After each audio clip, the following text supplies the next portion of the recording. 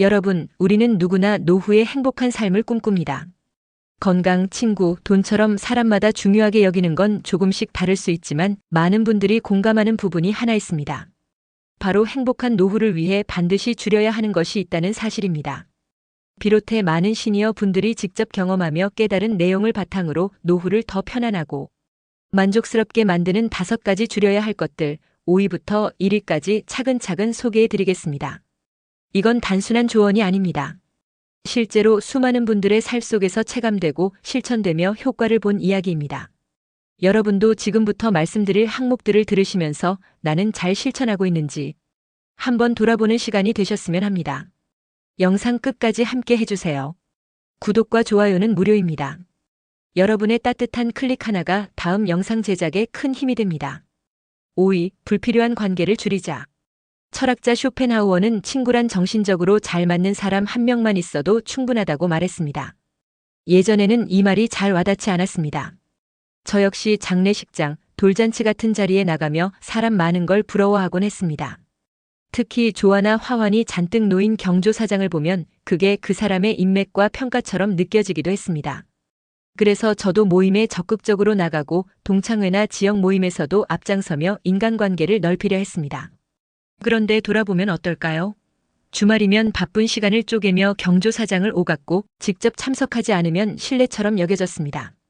오래 함께한 관계일수록 더 깊은 우정이라 믿었습니다. 그런데 진짜 힘든 시기, 즉 성공의 자리에서 사람들과 어울렸던 때와 실패하거나 어려움에 빠졌을 때의 주변을 비교해보면 확실히 알 수 있었습니다. 정말 내 곁을 지켜주는 사람만이 진짜 친구라는 사실을요. 그 뒤로 저는 과감히 연락처를 정리했습니다. 한동안 연락도 없던 사람들, 이름만 기억나는 관계는 하나씩 지워나갔습니다. 그랬더니 마음이 아주 가벼워졌습니다. 여러분의 휴대폰에는 몇 명의 연락처가 저장되어 있나요? 그 중에서 지금 당장 전화 걸 수 있는 사람, 마음을 열고 이야기할 수 있는 사람은 몇 명이나 될까요? 젊을 땐 넓은 인간관계가 장점일 수 있지만 노년에는 진짜 내 편을 가려낼 줄 알아야 합니다. 경조사 참석으로 시간을 낭비하기보단 소중한 친구에게 더 자주, 더 따뜻하게 마음을 전해보세요. 쓸데없는 인맥을 줄이고 진짜 친구에게 더 많은 시간을 쓰는 것, 그것이야말로 노년을 편안하고 행복하게 만드는 비결입니다. 여러분, 우리는 누구나 노후를 행복하고 안정적으로 보내고 싶다는 바람을 가지고 살아갑니다. 은퇴 후에도 방심하면 큰 위험에 빠질 수 있다는 사실을 꼭 기억하셔야 합니다. 친구 남편은 은퇴 후 지방에서 계약직으로 일하며 주말마다 집에 오는 생활을 이어갔습니다. 그러던 중 갑자기 큰 돈이 필요하다며 연락을 해왔고 친구는 망설임 없이 송금을 했습니다. 남편을 믿었기에 별다른 의심도 없었습니다. 그런데 며칠 지나 충격적인 사실을 알게 됐습니다. 남편이 인터넷 방송에서 화려한 수익을 내세우는 투자 광고에 속아 수백만 원을 잃은 것입니다. 평소 냉철하고 똑똑하다고 생각했던 남편이 그렇게 쉽게 사기에 빠질 줄은 몰랐다며 친구는 허탈해했습니다. 여러분, 이런 사기는 단순히 돈의 문제가 아닙니다. 가족 간의 신뢰도 흔들리고 노후의 평온도 위협받게 됩니다. 특히 인생 후반부의 한 번의 실수는 회복이 어렵다는 걸 꼭 기억하셔야 합니다. 젊을 때야 다시 일어나면 되지만 노년엔 더 이상 실험이나 모험을 할 여유가 없습니다. 이럴 때일수록 더 벌려는 마음이 아닌 지키고 유지하는 태도가 중요합니다. 불안하거나 욕심이 앞설 때는 잠시 멈추고 한 걸음 물러서서 스스로를 돌아보는 지혜가 필요합니다. 자연처럼 담담히 흐르며 있는 그대로의 삶에 만족하는 마음, 그것이야말로 노후를 지키는 가장 단단한 방패입니다. 그리고 또 하나, 식습관 관리가 노후의 건강을 좌우합니다. 나이가 들수록 식욕이 줄고 간단한 반찬과 김치로 끼니를 해결하는 일이 많아집니다. 혼자 지내시는 분들은 이런 현상이 더 심해집니다. 문제는 이런 습관이 영양 불균형으로 이어진다는 겁니다. 한국영양학회에 따르면 노년층의 식단은 탄수화물 비중이 높고 단백질과 미세 영양소는 부족한 경우가 많습니다. 반면 나트륨 섭취는 많아 건강을 위협합니다. 이를 해결하려면 5가지 식품군을 고루 섭취해야 합니다. 곡류, 단백질 식품, 채소, 과일, 유제품. 특히 노년기에 주의해야 할 식습관 3가지를 기억하세요. 첫째, 조금씩 자주 먹는 습관.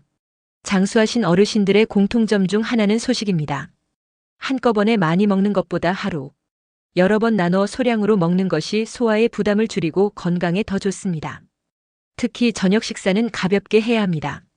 활동량이 적은 저녁 이후 무거운 음식을 먹으면 체중이 쉽게 늘고 소화불량과 숙면 방해가 생깁니다. 둘째, 충분한 단백질 섭취. 노년기에 단백질 합성 능력은 떨어집니다. 단백질이 부족하면 근육량이 줄고 기력도 급격히 약해집니다. 이는 단순히 움직임이 둔해지는 걸 넘어서 당뇨, 심혈관 질환, 암의 위험도 높입니다.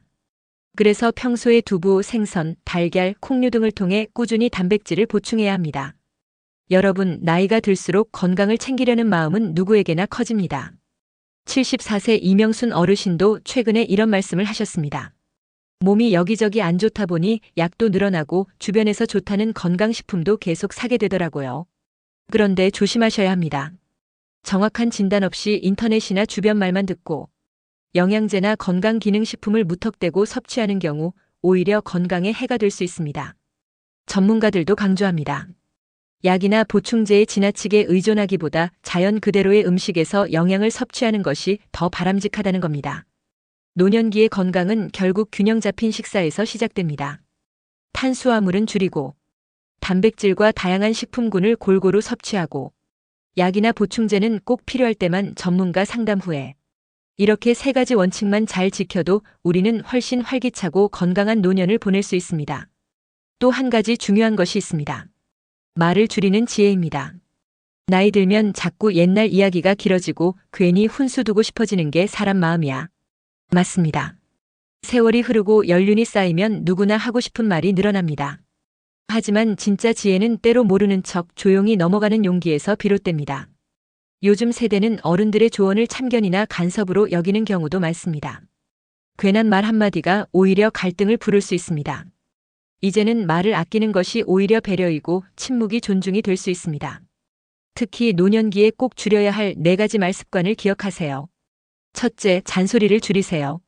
사소한 일에도 잔소리가 늘어나면 상대방을 통제하려는 말버릇으로 비칠 수 있습니다. 스스로 이건 꼭 해야 할 말인가? 한 번쯤 돌아보세요. 둘째, 반복을 줄이세요. 같은 이야기를 자꾸 되풀이하면 듣는 사람도 지치고 본인도 허탈해집니다. 말을 꺼내기 전 이 얘기 전에 했었나? 점검하는 습관을 들이세요. 셋째, 푸념을 줄이세요. 건강이나 경제 걱정, 외로움 등 현실적인 어려움을 하소연하고 싶을 때가 많지만 지나친 푸념은 주변 사람을 지치게 만듭니다. 여러분, 인생 후반에는 더 벌거나 더 높아지는 것보다 지키고 유지하는 것, 그리고 말을 줄이고 마음을 여유롭게 하는 것이 훨씬 더 큰 지혜입니다. 여러분, 나이가 들수록 행복한 노후를 위해 줄여야 할 것들이 있습니다. 그중 하나가 바로 고집을 내려놓는 것입니다. 살다 보니 내가 맞다는 생각이 점점 굳어지더라고. 근데 요즘 젊은 사람들 말도 들어보면 나름 일리 있는 게 많아. 맞습니다. 오래 살다 보면 자연스럽게 자신만의 생각과 고정관념이 생깁니다. 하지만 그게 너무 굳어지면 새로운 생각이나 의견을 받아들이기 어려워지고 결국 주변과 벽이 생깁니다.